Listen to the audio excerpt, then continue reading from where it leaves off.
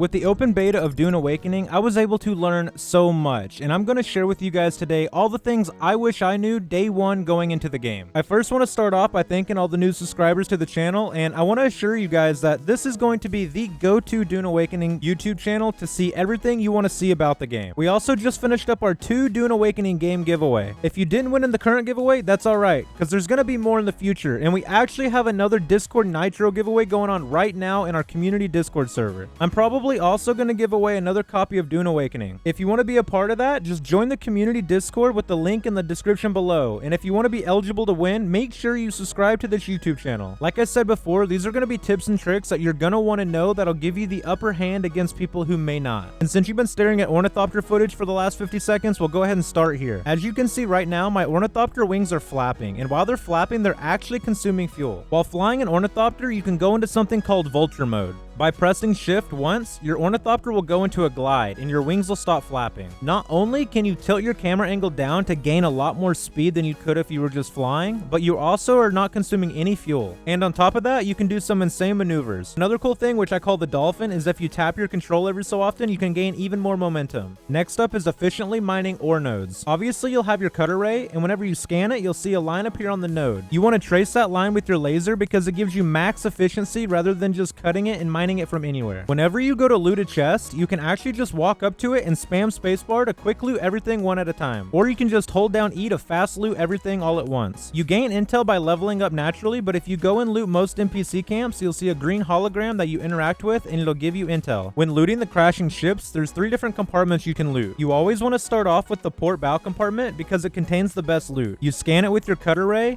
quickly loot it, and then jump to the top of the ship. And that fast loot thing I taught you before works on everything like this as well. And since I'm only in a sand bike, it's a race against time, so you literally have to loot and scoot. The next panel is right here on the very top, and it's right in the middle. And again, you want to trace it with the right click of your cut array and then left click to laser it out. I didn't end up looting the 3rd container because I was on a sand bike and I really had to get out of there before the worm breach. But it's located on the starboard side about mid-ship, and it's a fairly large container about the size of the one on the roof. If you ever need quick water, get caught by the Sardaukar because they drop 4 NPCs on you that are pretty easy to kill and you can get all the stuff you need. If you're ever out playing and realize you forgot something small like welding wire, binoculars, respawn beacons, or bandages, or anything like that, don't forget you can just craft that stuff right on your player. Also, when you're cutting open ship doors or anything like that, be sure to just use a basic cut array. Don't use your big one because not only does it ruin durability, but it's also making you slower because it's so much larger. Whenever you're going out and farming your entire vehicle's worth of storage, you do not have to hand pull it from your vehicle and take it to a chest. As long as your vehicle's in the proximity of your fief, you can actually access it in the top left menu right here. Just select the drop down, your vehicle, and then from there you can access the inventory and then just drag it into any chest you want. You can actually give permissions to any of your friends from anywhere on the map. Just open up your friends list, select your friend who you want to edit, and then click edit permissions. And then from here you'll see a list of everything that you're either a co-owner or an owner of, and you can actually give them the perms that you want. If you press T on your keyboard, it'll pop up the time and the location in the top right. For optimal dew harvest time, you want to farm the bar right before the blue box on the game clock. Though it is possible to harvest all throughout the night, you just won't get as big of a return. If the game clock just randomly appears in the top right of your screen without you pressing T, that means it's actually optimal harvest time right now. A lot of people are terrified to run or drive across open sand because they think the worm is going to eat them immediately. But you have a lot more time than what you really think. The worm will always breach at least once before it attacks you. And depending on which breach it does, because it has 2, one that's fast and one that's slow. If it does the slow breach, that is 15 extra seconds that you have plenty of time to get out of there. The fast breach is about 3 to 5 seconds, so that one's a little more sketchy. But regardless, you have a little more time than what you think, and this goes towards crashing ships as well. Always remember that your shield activates the worm almost immediately, so never run on open sand with your shield on. I plan on doing a really in-depth video for the circuit system for you guys, but for now you get a still frame and my cliff notes on how it all works. For starters, you have these 2 boxes up here that have circuits 1 through 8, meaning you can have up to 8 different inputs and outputs. The left box is your input, the right box is your output. So say you want all your ingots to go to a certain chest after being smelted in your ore refiner, you would first want to go to your refiner and set the output to whatever circuit you want, remember 1 through 8, and then you would want to go to the chest that you want all your ingots to be exported to from your refiner and set the input of that chest to match the export circuit of your refiner. And remember, any input chest that is matching your export chest of your refiner will get filled with ingots. You can have as many as you want. This works the same way with any refiner or fabricator in your entire base. The only thing that's kind of annoying is your refiners and your fabricators actually actually have a built-in storage. And what the game does is try to fill that storage before it actually exports it to where you actually want it to go. So a workaround for this is just clog the storage of your fabricator or refiner with like 1 Solari per box. That way there's no storage to export to, and it'll go into the chest where you actually want it to go. Some trade posts actually have free sand bikes inside the little garage. All you have to do is walk up and claim them. Some NPC camps even have free buggies. Most of the time they're pretty run down, but it's still a free vehicle. After you survey a region, you actually get a new menu that showcases every single place that you have or haven't visited. One of the biggest tips I can give you is to always VBT your vehicle, which stands for Vehicle Backup Tool. And this is especially important during PvP. When you finally get an ornithopter, you can actually give people a ride by surfing on the roof of your vehicle. Whenever you open your map, you can actually hit L on your keyboard to open up the legend menu. This shows you exactly where every resource can be found in what region. And the last tip I'm going to give you in this video is never,